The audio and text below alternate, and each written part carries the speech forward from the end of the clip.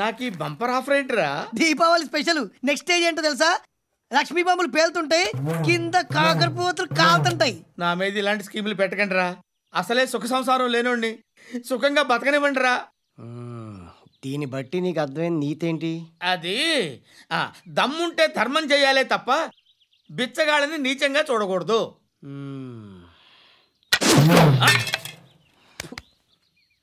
మా జనరల్ సెక్రటరీతో మాట్లాడి మ్యాటర్ సెటిల్ చేసుకో. No compromise. నో.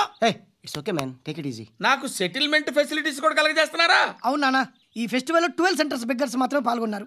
రాత్రి పగలు వాళ్ళ కలెక్షన్స్ మొత్తం మానేసి నీ చుట్టూ తిరిగారు. కాంపన్సేషన్ గా ఒక 6 months సాలరీ ఇచ్చేసి బ్యాలెన్స్ అవుతుంది. 6 months సాలరీ? ఏ ఇవ్వవా? నేను ఇవ్వను.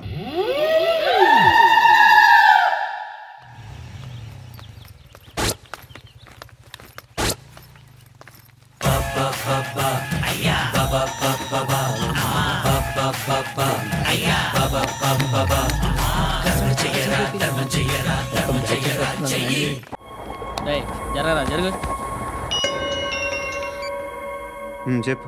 మా అక్కనే వనొద్దు అంటే ఏం చేస్తావురా? నాకు తెలుసు, మీరే ఆ రోజు మా ఇంటికి వచ్చి మా అక్కని అలర్ట్ చేశారు.